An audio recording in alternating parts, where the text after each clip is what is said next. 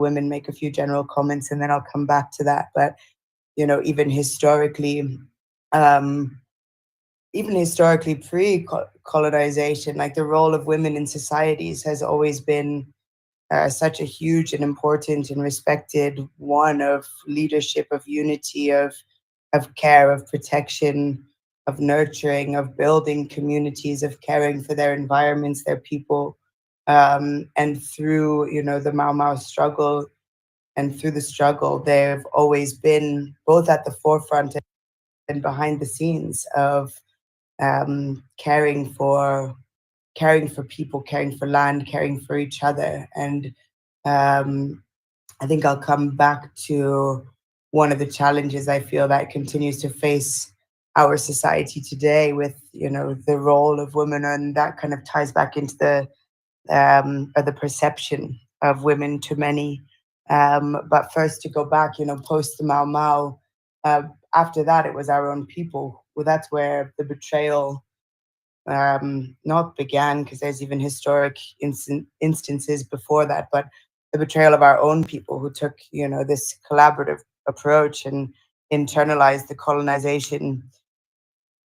Post the colonizers inherited the same systems and structures of exploitation, of oppression, of neglect, to rule of law to their people, of greed, of theft, even with the dehumanization, of the Mau Mau, who made such sacrifices, and those who survived, that era, um, with the torture and all of the injustices and atrocities, who are still living in such poverty today. And so it's been a historic cycle of um, morphing and redesigning these systems of oppression that's been handed, through it's been a cycle through each presidency, which I think has meant that, as we acknowledge, there's been um, many different elements of this journey for liberation throughout the past 6 decades and before.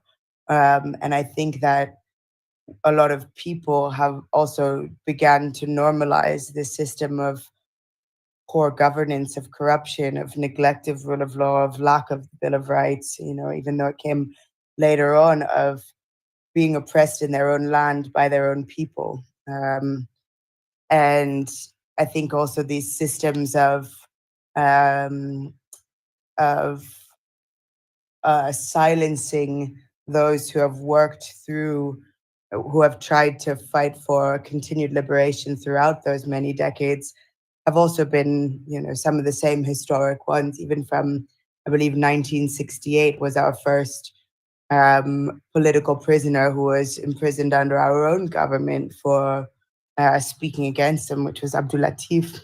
And, as we mentioned, the divide and rule and the violence as a means of instilling fear, and the police force being inherited as a system of oppressing and abusing and exploiting the poor and protecting the elite and the wealthy and the political class.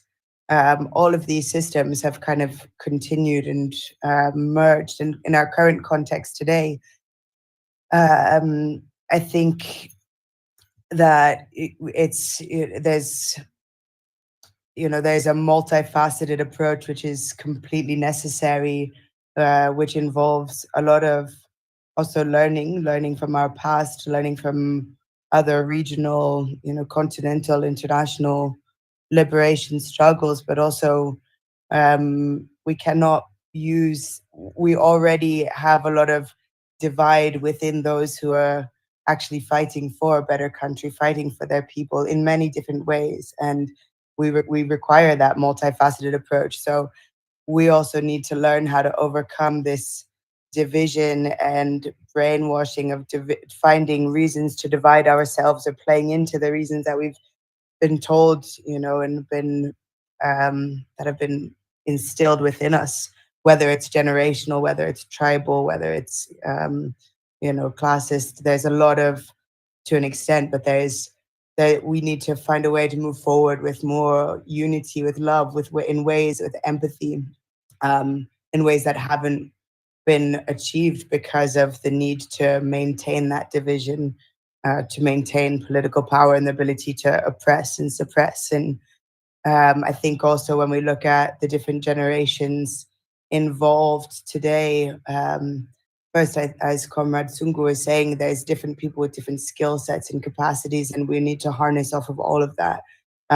From those who take advocacy and accountability, and those who, I see we have um, Dr. Mutunga, Chief Justice, and those who have been fighting for a long time in various ways, and how we can cross strategize together with some of us today. And some of the older generation is also looking to the younger generation to take lead.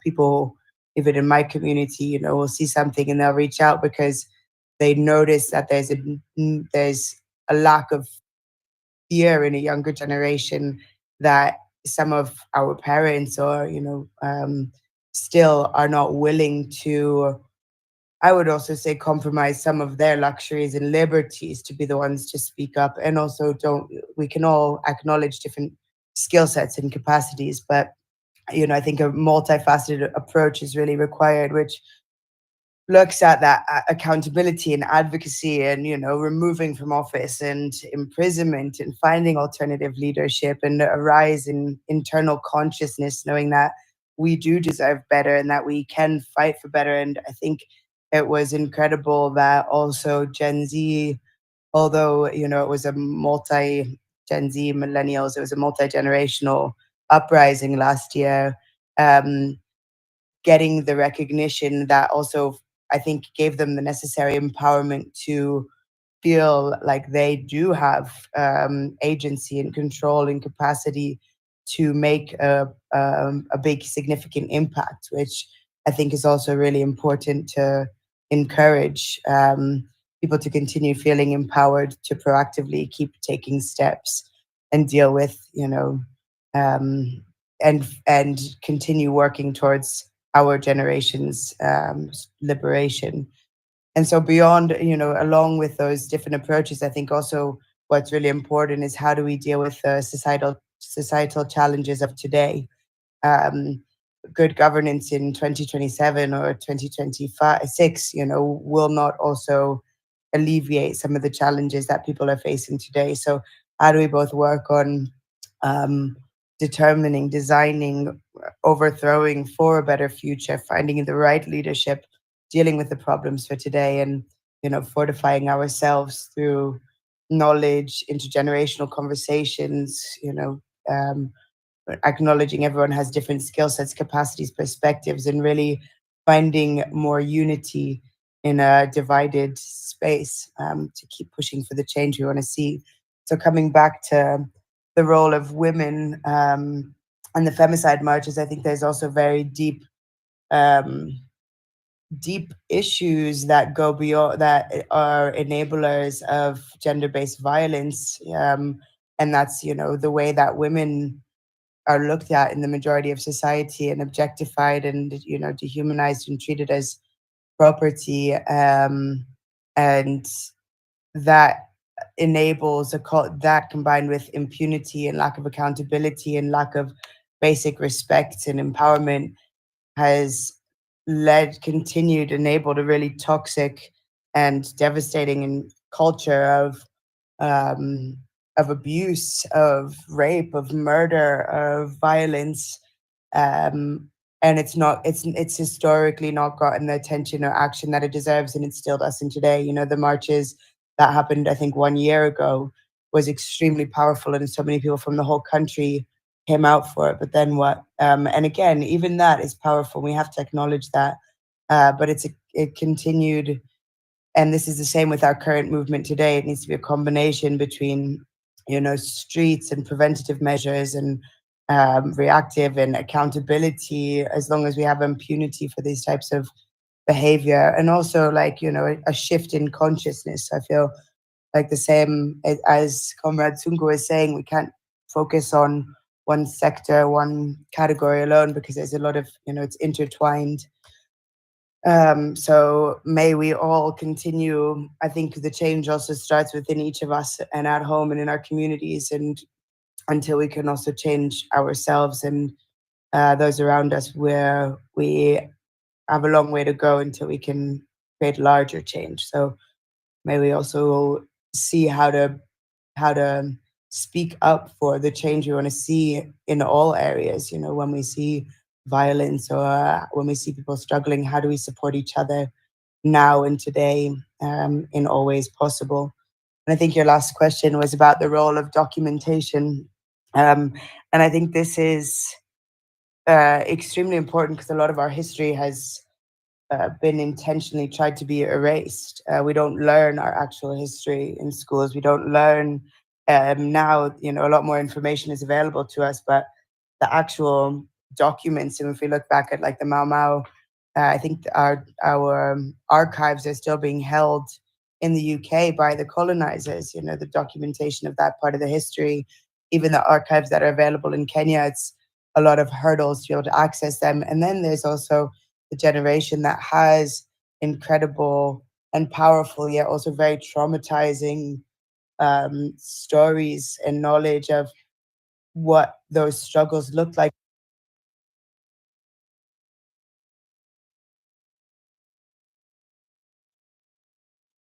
Goja. Mm.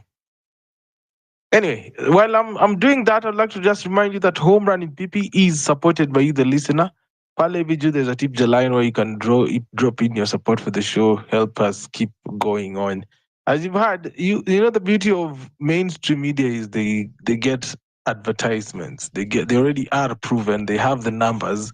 You've heard Flavian talking about Candace Owens getting 51 million listeners. So, but for us that we are trying to build here, it's sometimes a bit hard to even get those operation costs up and running well.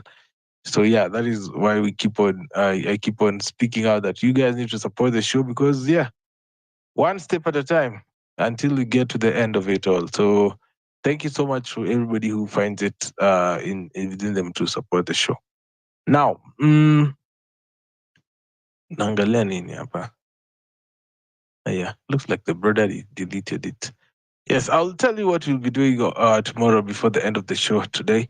I want to go to a couple of questions. I saw Dr. Mofo has run away, but there was a question for him from Kowino, and the question was, ask Dr. Mofo for me if it's bad to be a Kikuyu, Luo, or any other tribe, and if we should drop our African names and adapt our Western ones.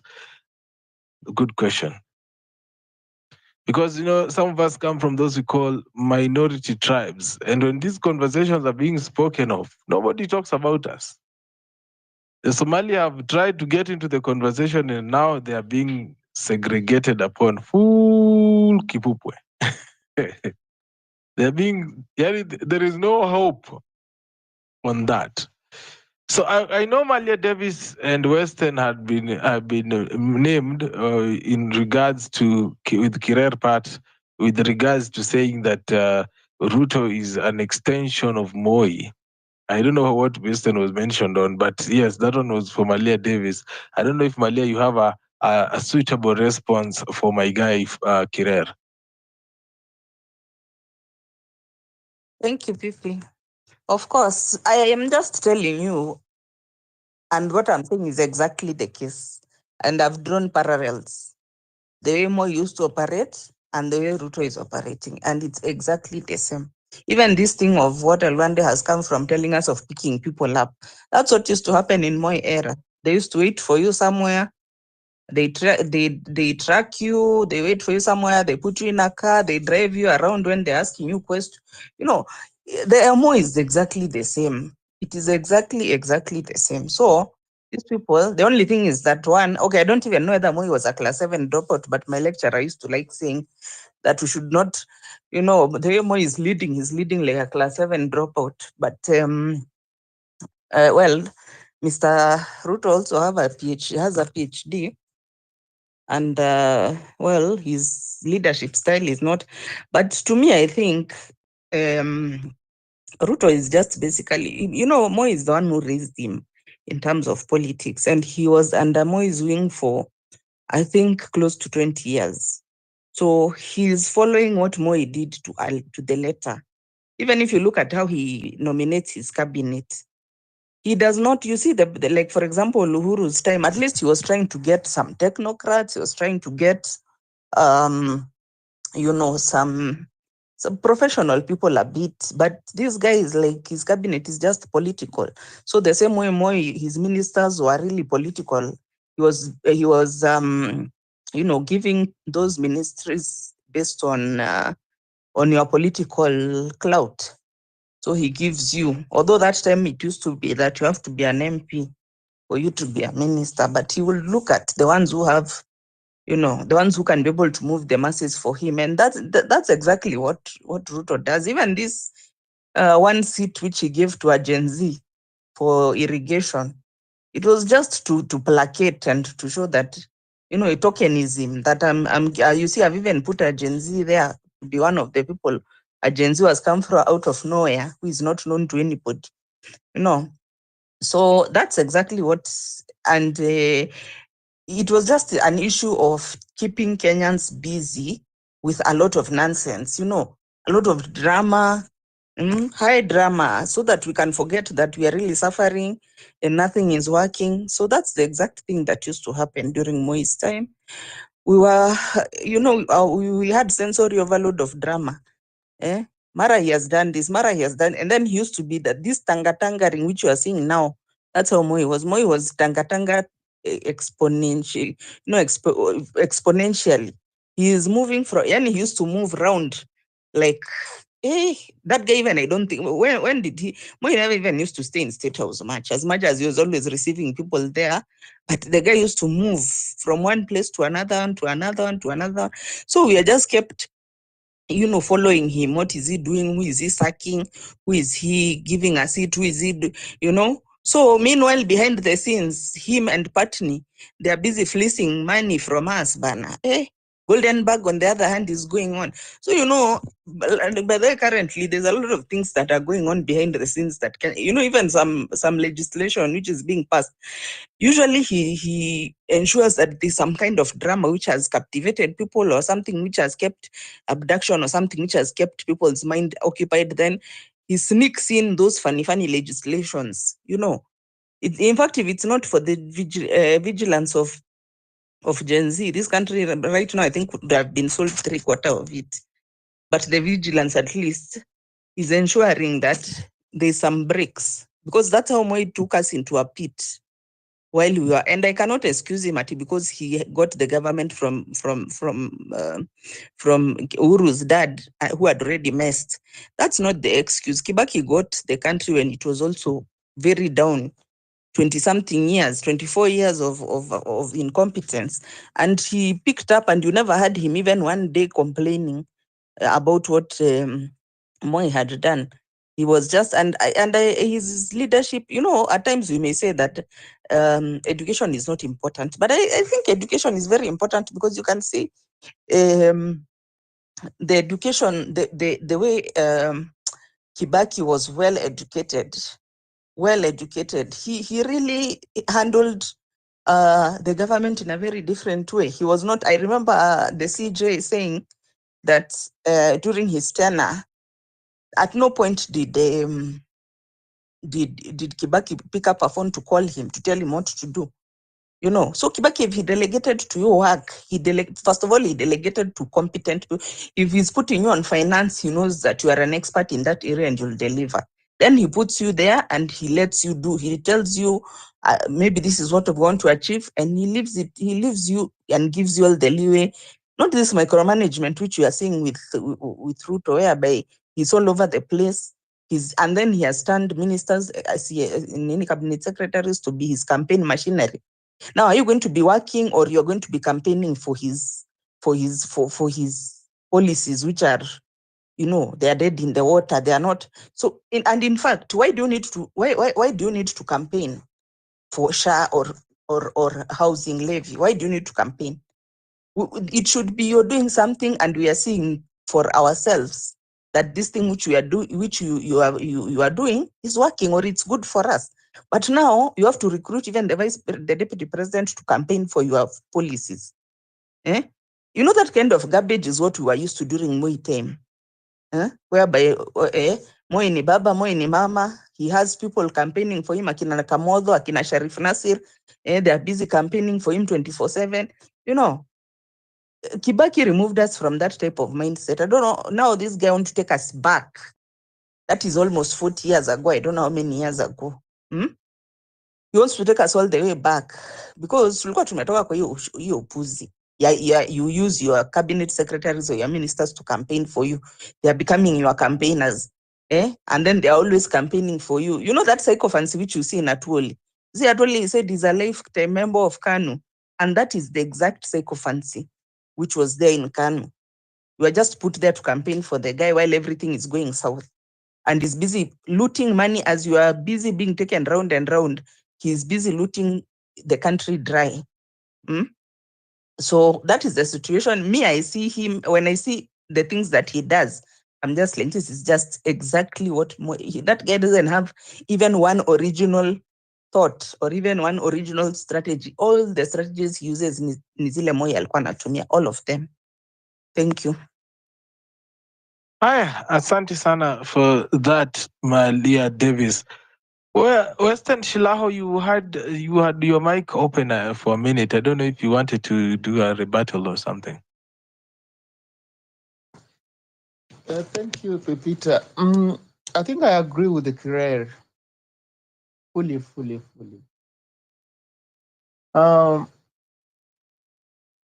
The media is what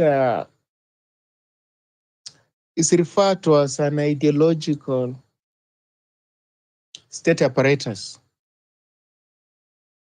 If you read a French theorist by the name Louis Althusser, the media, he identifies the media as an ideological state apparatus. The media is like the army. That's what it means. But it assaults your mind. It does violence to your mind, just like the police will clobber you on the streets, but that's physical repression. The police will shoot you, that's physical repression. The media shoots your brain and conditions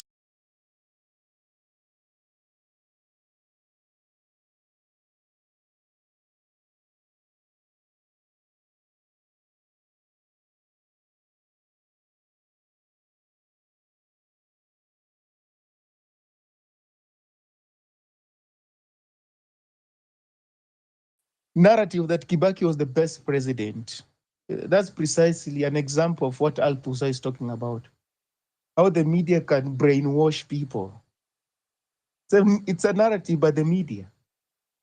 Because how can somebody be one of the best presidents when NAC was campaigning towards the 2002 elections?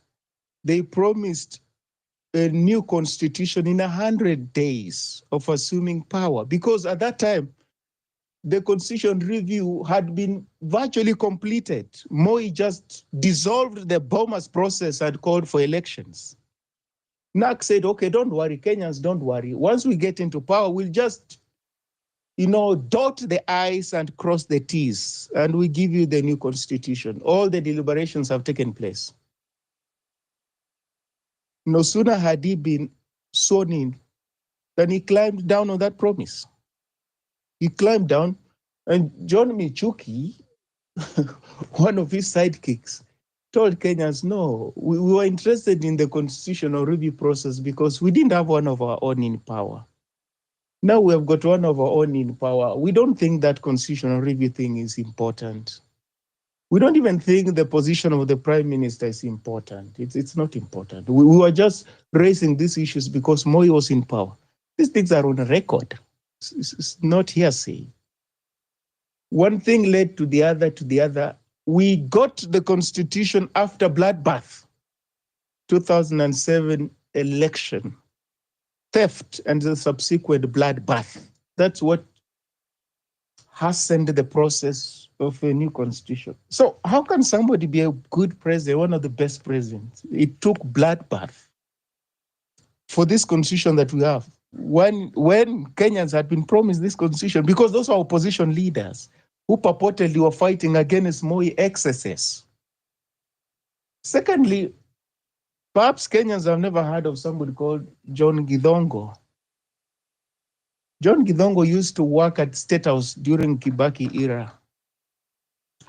And he was Kibaki's what you would call anti-corruption czar. He was meant to report directly to the president. You know, well, something close to Dodge in the US, if you like. You know, we like drawing parallels.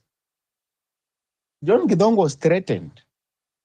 Can you imagine working at State House and reporting to the president? But there are people who can threaten you, threaten your life, until he was forced to run away into exile in the UK.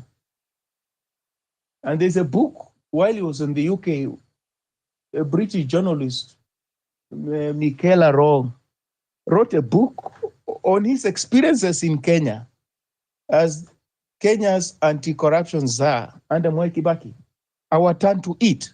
That book is about John Githongo, in as much as it was written by a British author.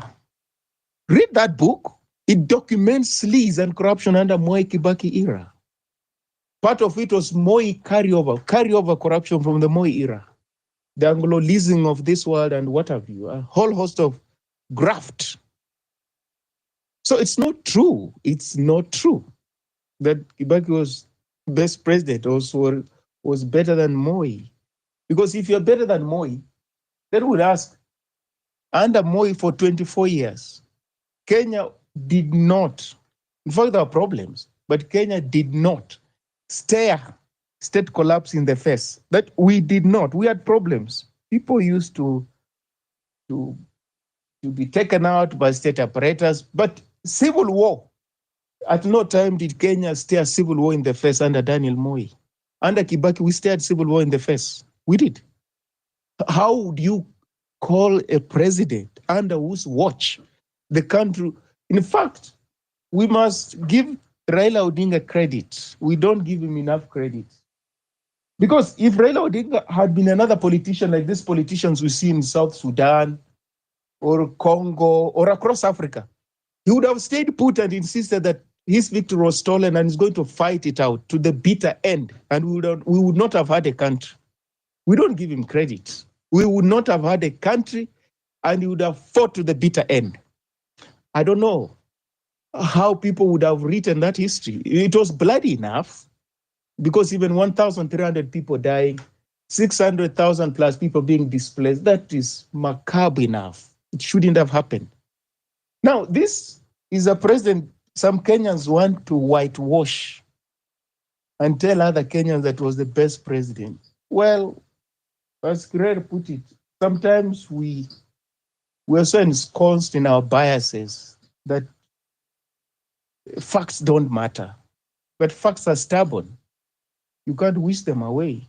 You know, facts dislodge likes and dislikes.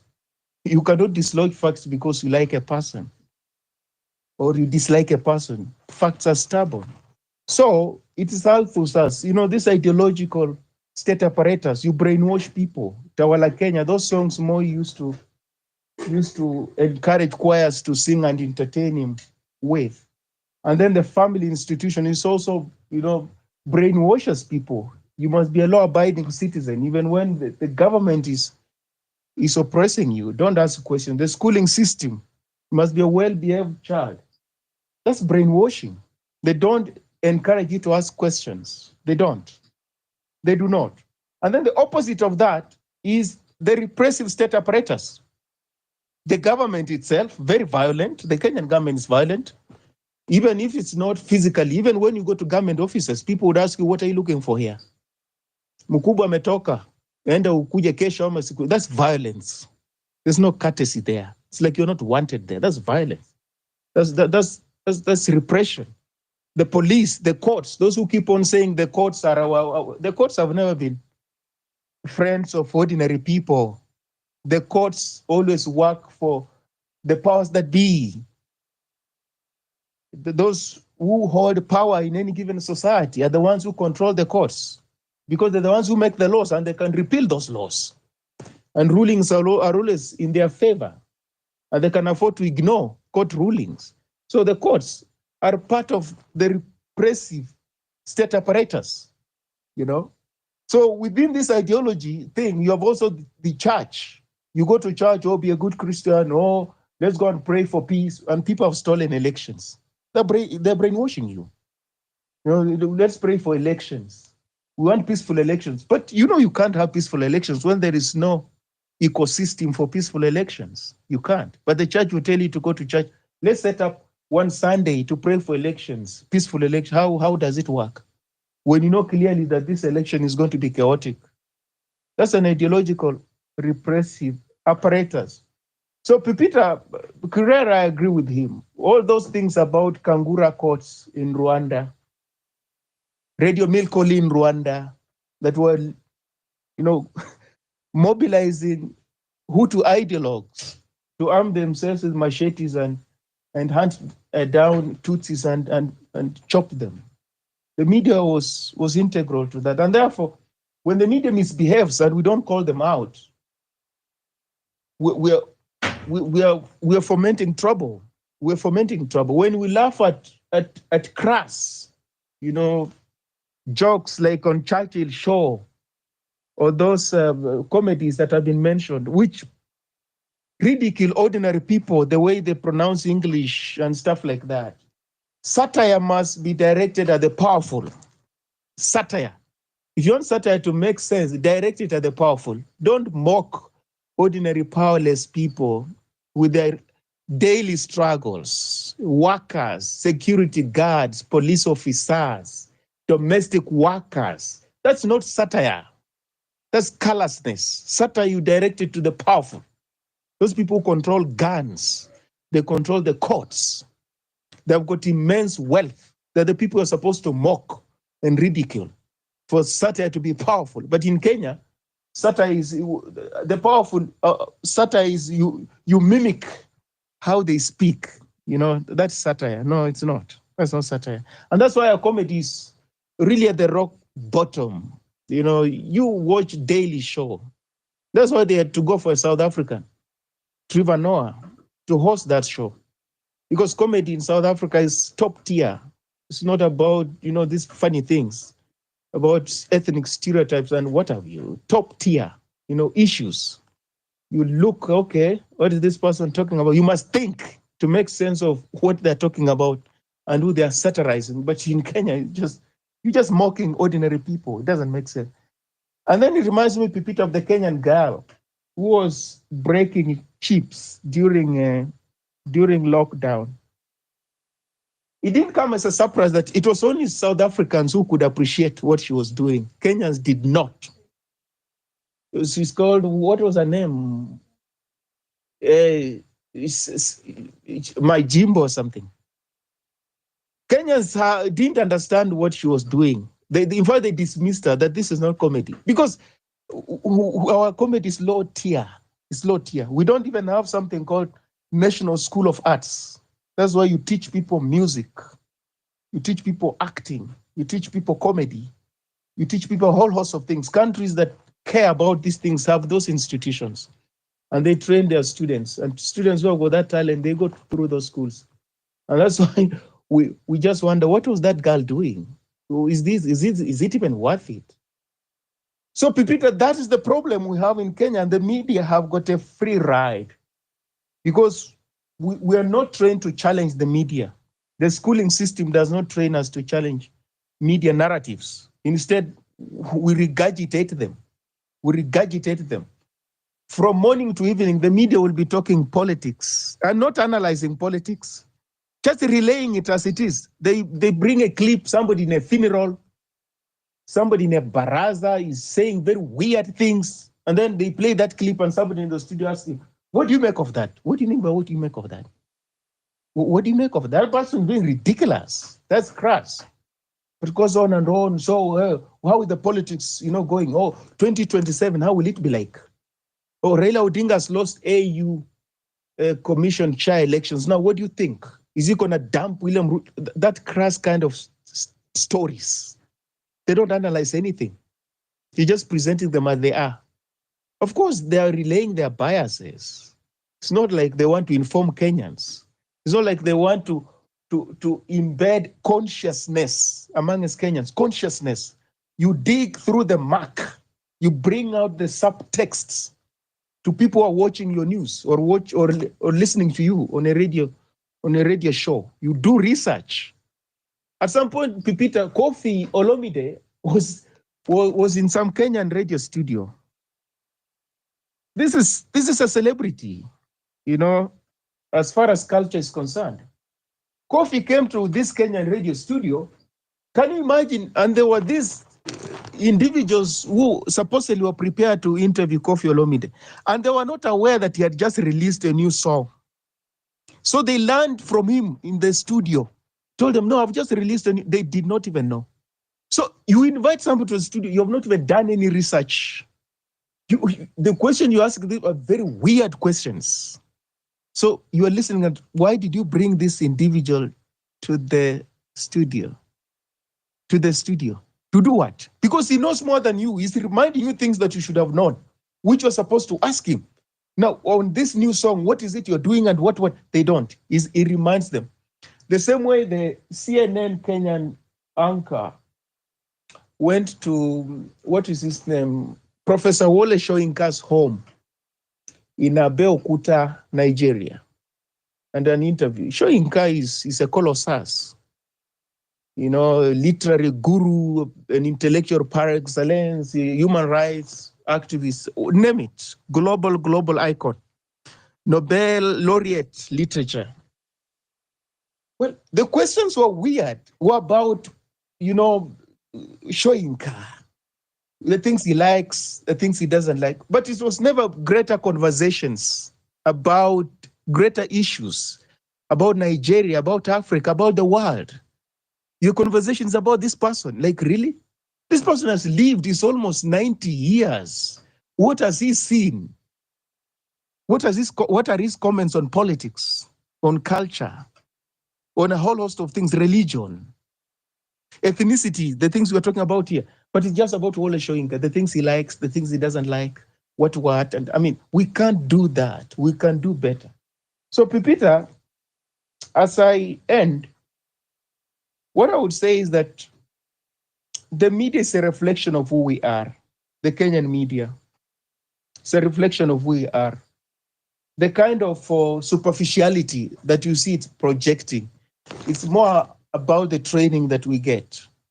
Because, you know, you can never get better training as a media practitioner than the training you get when you study, let's say, politics, philosophy, sociology, literature. Those are things that prepare you for a career in the media if you want to be a journalist, not just media studies per se, because you are dealing with society, you're dealing with culture, you're dealing with international politics, you're dealing with international figures. So you must have a broader view of the society beyond just media studies. But in Kenya, our media personalities are not this broad trained. That's the challenge. And that's why you see this superficiality. They resort to stereotypes. They are told who to hate. They can spend 2 hours, 3 hours with William Ruto. But William Ruto will come tops. It's like he knows more than they do. They ask him questions that everybody else knows. They have not done any research. And of course, he dismisses them. That you read from the media, and that media is biased towards me. You read that from a newspaper. They never do any research. That's the challenge. So they think you go to interview William Ruto to do somebody's bidding, not to raise issues in the interest of Kenyans. It's like you're doing a bidding for a particular political faction. You're no longer a journalist. So you want to best him. You want to paint him in the darkest of all pictures.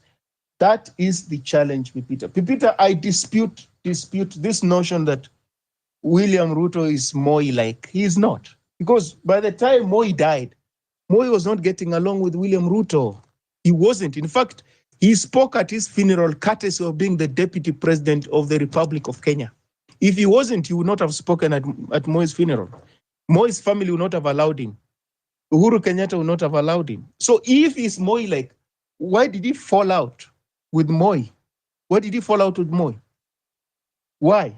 You know, people have to answer that question. Why did Moi get along with Uhuru Kenyatta more than William Ruto if William Ruto was Moi-like? No, he wasn't Moi-like. Moi didn't like William Ruto. Why? Because Moi did not want politicians who could outshine him. He didn't like them. He didn't like them. And William Ruto did exactly that. He wrestled the Kalenjin constituency from him, whereas Moi was hoping to pass that constituency to one of his sons to use it for bargaining, this ethnic politics. William Ruto ran away with it. And he didn't like that. He hated him. So it's not like William Ruto is Moi-like. He's not Moi-like. He's his own person. And to reduce him to Moi-like, he's saying that of there are 5 presidents who have had Muhammad. Yes, I think 5. If you reduce William Ruto to Moi-like, you're treading on dangerous ground. Because what you're saying is that of all these presidents, the 2 Kalenjin presidents were the worst. The Kikuyu presidents did a better job for the country. That's what you're saying effectively. And we're saying we have to be careful about such narratives because they're dangerous. They're genocidal. They're not helping any country to go anywhere. That's the point you're making. These 2, they're the ones who have destroyed the country. The other ones worked for Kenya, but they did not. They didn't. Facts are stubborn. They did not work for Kenya. They worked for themselves. If they worked for Kenya, why is it that all of them are amongst the wealthiest people in the country? They are the wealthiest people in the country. How come? If they worked for Kenya. If they worked for Kenya, we should have a former president who is just depending on his pension, on his salary as a former president. Yeah, who do we have in Kenya? They don't have any businesses. They just work for Kenya. They don't have any tracts of land that they grabbed. They just depending on the salary that Kenyans pay them as a former president. Do we have somebody like that? Do we have him? So who are they working for? No, please, let's not distort history. Let's not be revisionists. 1 minute. It's not going to help us. It's what destroys the country. Those kind of narratives are dangerous. Let's fight against bad governance. Let's fight against lethargy, corruption. Let's not personalize those things. If we personalize and ethnicize those things, we are part of the problem, and these problems are not going to end, Pipita. Pipita, as I learned, I want to give you another memo, because I give memos for the simple reason that I don't hold brief for these politicians. I don't. I hold brief for nobody. I treat them as one undifferentiated wall. If people will go into next elections with the purpose to defeat William Ruto as a person, as an individual, they will defeat themselves. If they go into those elections with the intention of defeating bad governance, institutionalized corruption, ethnicity, nepotism, impunity, they will succeed. And if they go into those elections with the intention of resetting the country to anchor it in values, in morality, in ethics, in a particular philosophy, and to treat Kenyans across the board the same, irrespective of whatever differences they have, they are going to succeed. And they've got a bigger agenda. That's my memo. But just to go into those elections that we want Raila Odinga, for instance, to come and help us defeat William Ruto, you will defeat yourself. It's as simple as that. I don't have to elaborate. You will defeat yourself, because that's what Kenyans wanted to do. 2002, to defeat Daniel Moi. They ended up defeating themselves because Moi did not go anywhere. He may have died, buried, but people who succeeded him continued behaving like him. So it was a defeat of yourself. So we must conquer ourselves first and foremost before we seek to conquer somebody else. Our biases, our desires, our prejudice, our greed, our small-mindedness, we must defeat those things first. Then we can fight for a bigger cause. But as long as we're tethered to those petty, parochial, petulant things, William Ruto may not be re-elected or may be re-elected, but the status quo will not change. Thank you. All right. Thank you, Western Chilaho. Olwande alasema alisikiza submission mpaka kalala. Kwani hadi wasaizi hawajazoea kusikiza Western bwana. Waache tabia gani? Thank you, Western. All right. Kwani Olwande. pipi pia hayuko kwa mic ama? Unanisikia Olwande? Western, can you hear me? Host, hauko kwa mic? Can you hear me, Olwande? Maria? All right. Western, you can hear him. You can hear him. You can hear him. Can you hear? Olwande.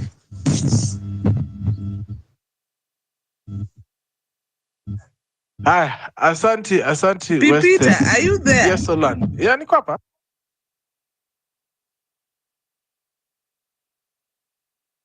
So as Pipita bado hajarudi, wacha mimi ni continue. Well, so mimi my idea is as much as the live stream media is contributing to tribalism partly, but you see, you are just giving them that you are like a catalyst because they also find out, they also check out on what can trend on their side. So whatever can trend, that is what they go for.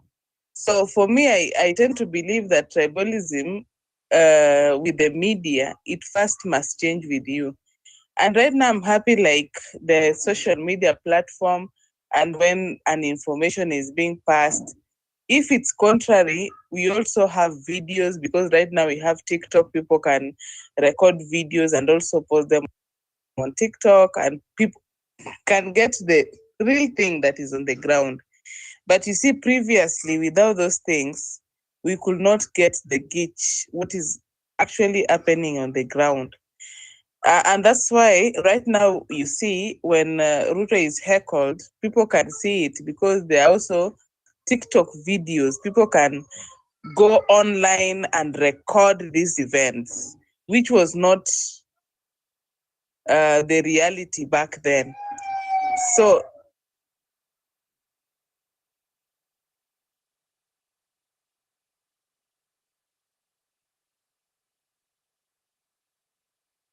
Olwande.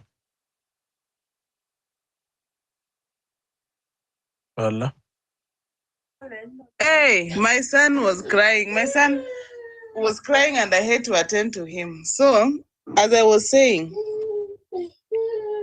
Kucha. So, as I was saying, I think change begins with us, and we should first change our way of thinking.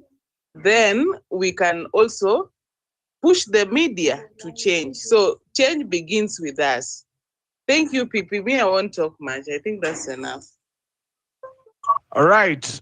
John Bala, do you have something to add on to this conversation? Yes, I have. First of all, I just want to thank Western. I think he's just put it the way it should be. You see, the issue of kubembelezana here is something that has been affecting us for quite some time. And so, first of all, the constitution we're using to the update was not initiated by us. It's something we're just improving, trying to amend day in, day out. And as we amend, we are not also actually implementing what we are amending. And that is the problem. So when I look at the system of our education, I can vividly suggest that we do not have a way of educating the young people to love their country first, to understand the importance of being patriotic, because everyone, as they grow up, they get this mentality from their parents that this tribe is not better than us. Maybe they do this and we do not like it. You can never get married to this tribe. And this has affected so many people in one way or another. And you feel like you love someone, but you can't get married to them because of their tribe. And I think the fuel has been added by the media, the mainstream media, because when you listen to like sentiments, the news, like let's take for instance what is happening in the country right now. We didn't like what the politicians were doing for the impeachment of Gachagua. We can say that there was some kind of the vice president at that time did lack what we call that national look because of what he was saying or on the media and the kind of narrative he was pushing, because he was not pushing a narrative for all people. He was pushing for the mountain. And when I sit down and digest what I'm saying right now, that we might have a scenario where this guy will be elected into an elective post, I just feel like dying, because we are going to make the same mistake. Like Westerner said, if we have that mindset of that 2027 we're going the main topic or maybe the main issue will be to get rid of Ruto, then we're likely to make a mistake, because we might elect someone into that position who is not worthy, someone who's not competent enough to lead this country into the right direction. So for me, I believe the tribal thing that the media has been pushing is likely to succeed if we do not look at it keenly and decide which way to go, because we have a right, we have like the prerogative to stop what is happening. And as Madam has just said, if we give these people audience, if we give this kind of stupid ideologies the ear, then we actually energizing these people to continue doing what we are against. And for me, I think if we are to change this country, there are a few things that we just need to come to terms with. And first, we just need to understand the fact that we are not where we were during Moi's time. I think people are more educated now, and people should be making better decisions now, because I had this a guy who was telling me that come 2027, he might be forced to steal his parents' ID cards so that they don't vote, because they might make that mistake of voting for their for that person from their place who's not competent enough. But we know that is what has been happening, and so I just believe as we continue, we learn to educate others and improve on the shortcomings that we've had. But so far, so good. The platforms that we've had are really teaching us a lot, and we are growing, because now having platforms like this, having conversations like this, is just a privilege. And for us to speak freely is a blessing. So let us continue advocating for good governance, for positivity. I believe things will change. Yes, so many people died during the finance bill, and those people were tribeless. And I just believe that their blood will not go in vain. I think the sacrifices they made will bring some sort of change in this country. So let us continue doing the right thing and change our society. Thank you. Thank you for that, Bwana John. I see Bionic D has joined us. Thank you so much. Minute. I see Bionic D has joined us. How are you doing? How are you feeling, Bionic? Hi, PP. Hi, everybody. I'm still just taking it a day at a time. Today I have a little strength, so I decided to chip in my 2 cents on the topic. How are you doing, PP? I am well. I'm pushing also a day at a time on this other side as well. Okay, good. I've heard what most people said. I wanted to first say to Olwande, I'm so sorry for what you went through, being arrested and being detained for that long. That must have been just hell. to go through. I hope that doesn't happen to you again. I'm so sorry. So the topic about the media, I think we've forgotten, and I didn't hear it from anybody, that the media is a business. These people, these news stations, the newspapers, they're in the business of news. So they chase the trending topics in terms of politics, obviously. So what people want to hear of what's going on is the hot topic that they give to people, and that's what people want to hear every other day, because Kenyans are very politically savvy. Even people in the village, they know what's going on in politics. So when they pick up a newspaper, they're looking for what they had or what they were discussing yesterday. They want to see the progress of that. Yeah. So if in terms of them, the media pushing tribe, that's kind of what they've always done, because it's part of our narrative as Kenyans. We propagate tribe so much, and it's part of it's institutionalized. It's in everything we do. So did they start this thing? No. I think it started during post-colonial times, and with the new post-colonial government. That's what I think. And the Wazungus and who they left in power and all that good shit. So it started a long time, and the media just went with it because they are in the business of news. So I just wanted to mention that. I can't really talk too long. I ran out of breath. Okay. Yeah. Kind of that's all I wanted to share. Thanks.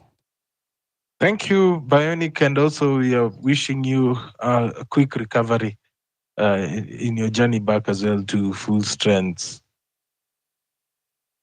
Now we are 13 minutes at the top of the hour. I like the way we are doing today. It looks like today you guys are going to avoid the home run fine.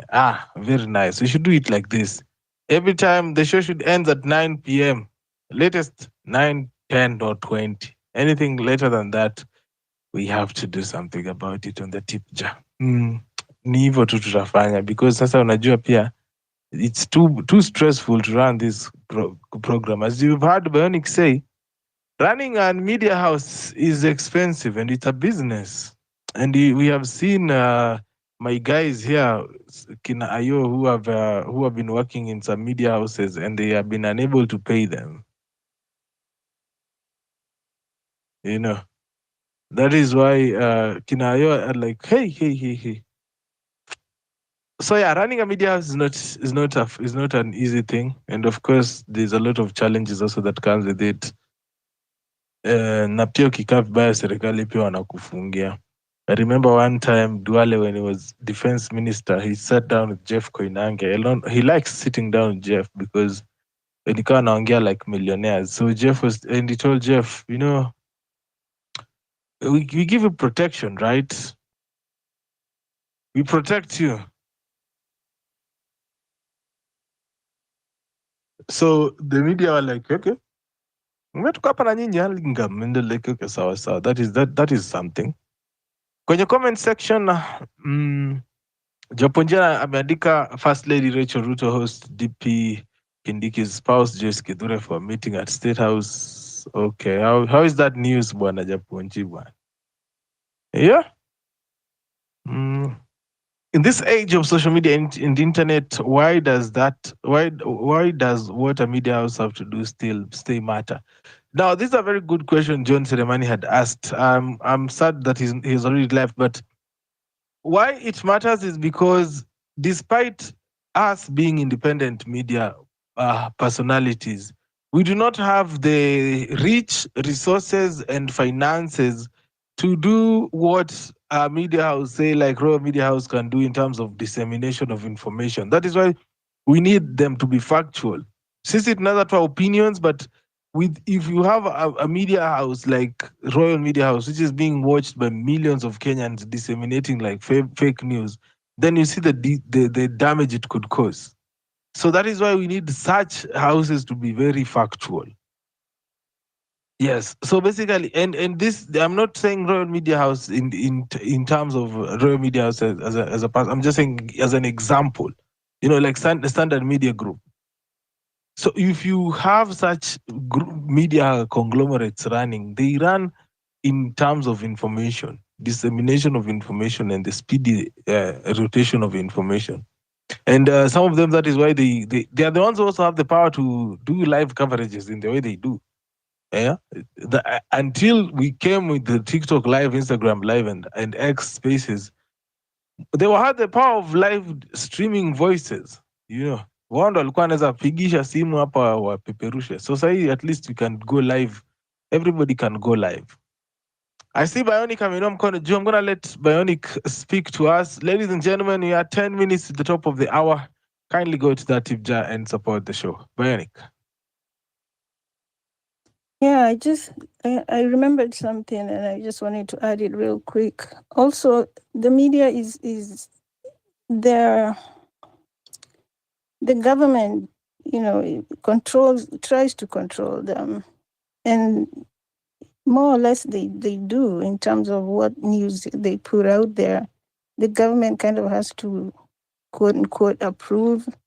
Remember when Mama Lucy went to Standard Media House and burned down the next day's paper because she didn't approve of what they were going to print out the next morning? So I think from my point of view, from what I've always seen, they have to toe the line, and that may mean they put out news that's not legit, Yeah, I just remembered that whole thing in Mama Lucy, and I wanted to bring it up. The media, they don't really have that much freedom, at least not in Kenya. Yeah, thanks. Speaking of being put on check, we remember even the Armenian brothers who were brought to run an operation, and I think that is what you're talking about. They ran an operation inside Standard. Was it Standard?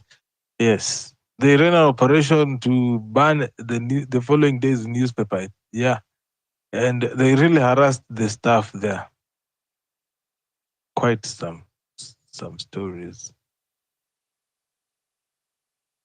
So you're saying that other than what Mama Lucy did, they also, these brothers did the same thing? These ones actually went with a whole group of masked men, and they invaded the Standard Media House. I think it was in 2005. I was a kid then, about 10. But I remember it was quite intriguing. The story was everywhere, and from a very young age, I really loved watching news. So I saw that story. So yeah, walikuwa naitwa. Actually, that was the first time I heard the word Mamluki. It was sensational. It was in the late 2000s, during the Kibaki era, I think. So sometimes also when you're talking about him as the best president, you also don't talk about exactly some of the things that he did. Pipita. Yes. They were called Atur brothers. Yes, Artur Sagastian and Margarian. Correct, Mamluki. What she's talking about, Mama Lucy, is when she went to Nation and slapped a reporter who was trying to say that Kibaki had a second wife. But the Mamlukis are the ones that visited Standard and burnt the whole batch of the newspapers. Yeah, because the Standard Media House was accused of running a story about heist in the Kibaki government. The following day, the newspaper was meant to run a story about mega corruption. So they are to destroy the newspapers and the equipment.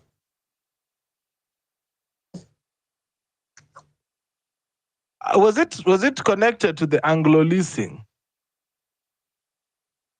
Yeah, Pipita. I mean, it's all heist and corruption. So there were mega corruption scandals, some which we didn't know. But what we know, the high profile one was the Anglo leasing. That was a high profile corruption under Kibaki regime, which was a carryover from the Moi regime about labs for forensic labs for, security apparatus and news, generation passports and stuff, a whole host of things that they wanted to modernize the security sector, issuance of IDs and a whole host of, but it was just heist. It was a heist. People just looted money.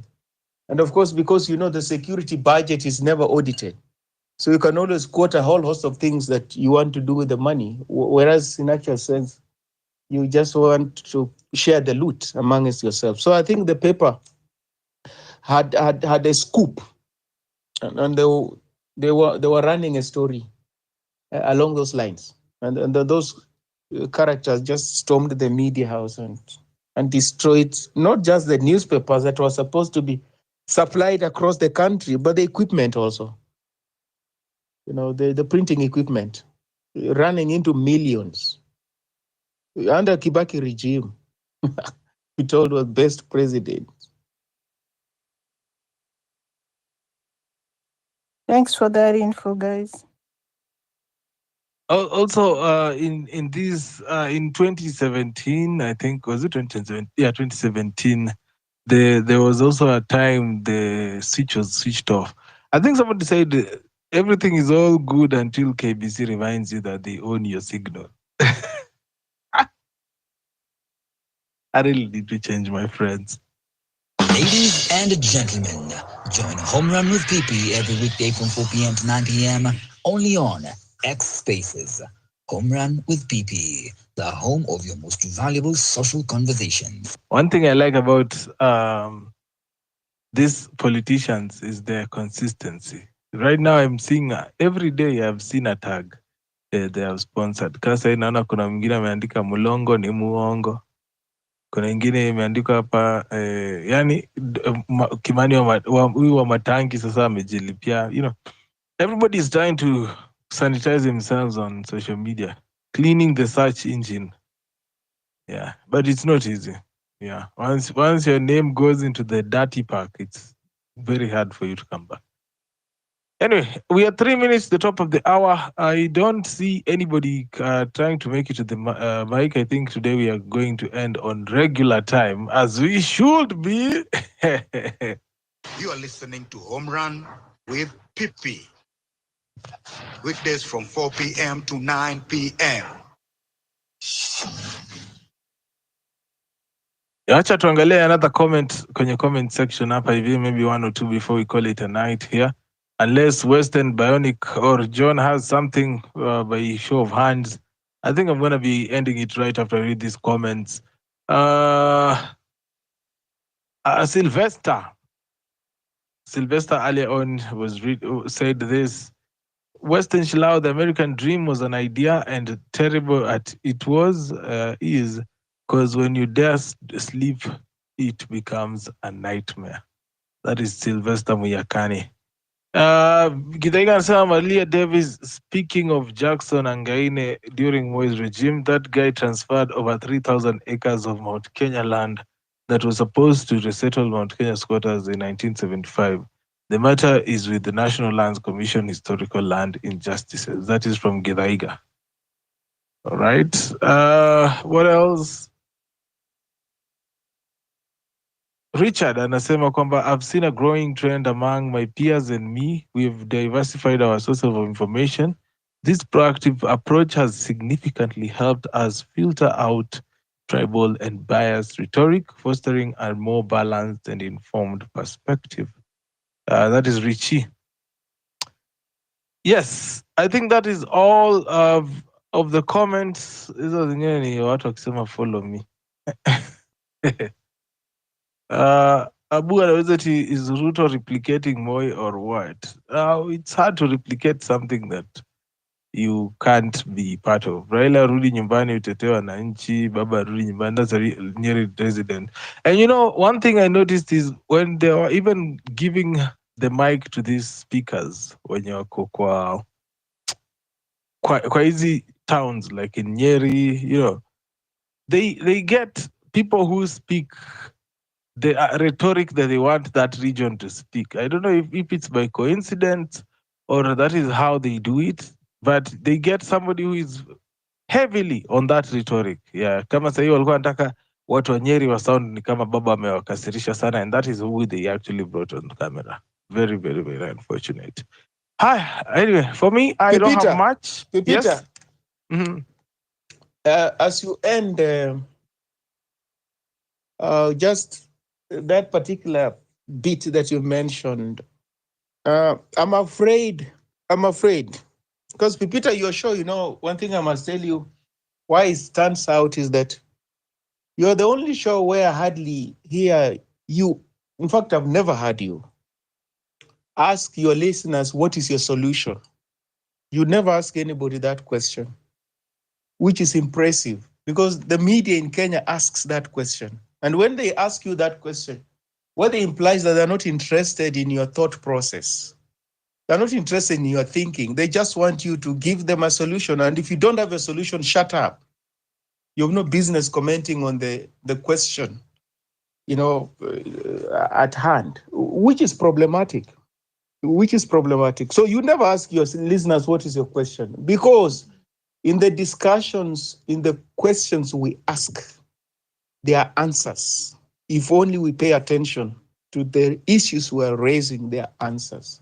And that Nyeri bit that you talked about, Pipita, I'm afraid that in days to come, or 1 or 2 years to come, those who are celebrating Raila Odinga's, I don't celebrate. I knew he would lose, but I don't celebrate. But those who are celebrating Raila Odinga's loss at the AU will wish that he got the position. They will wish that actually he got the position. Because these two individuals, Raila Odinga and William Ruto, of course, they're smacking from this defeat. It has pricked their egos. Don't just listen when they say, no, we accept that. It has really pricked their egos on the continent and beyond. So they're looking for some victory, some serious victory. They're looking for it. And which will entail some heavy lifting. They're not looking for some light victory where there's a walkover. They're looking for a victory where they will make a point and prove a point. And I think they will look to 2027 to make that statement. That is my prediction. They will be bound together by this loss, and they would want to use this loss for some statement at a later date. And that date is likely to be 2027. So I don't celebrate. I fear for my country because I can see the narrative building up as we go into those elections. And you can tell, if you pay attention, you can tell how they build their campaigns. You can tell the narrative that informs the campaigns. You can tell. But we don't pay attention. The media doesn't pay attention. And they will invite us to prayers at the 11th hour, which will be late. So that's my fear, that they will go into 2027 elections determined to make a statement, if only to get over the defeat over the weekend. Thank you. Thank you, Western. I see Bionic ameinua mkono juu. Bionic, wewe unaona unataka fine na tunaona uko mgonjwa dada. Talk to us. Wacha niongeza ile bado naweza. I just remembered something I saw earlier today. Wakili Willis Otieno was talking about just what Western is saying, that Baba tied to Ruto was gonna be a loss for him, just because he was tied to Ruto. Like Ruto to him is a burden. And he mentioned the Besige's abduction in Kenya, on Kenyan soil, and how Raila didn't say anything about it because he's buddy with Ruto. He didn't mention anything, and then he tied it to the election of some former opposition leaders in the continent, like the Senegalese president, the guy who was released from prison and after 20 days became the president. He was an opposition leader before that. And then he also mentioned the president of Botswana, who was also the new one, who was also an opposition leader. There's one more, Senegal, Botswana, and well, he was mentioning these guys in terms of they were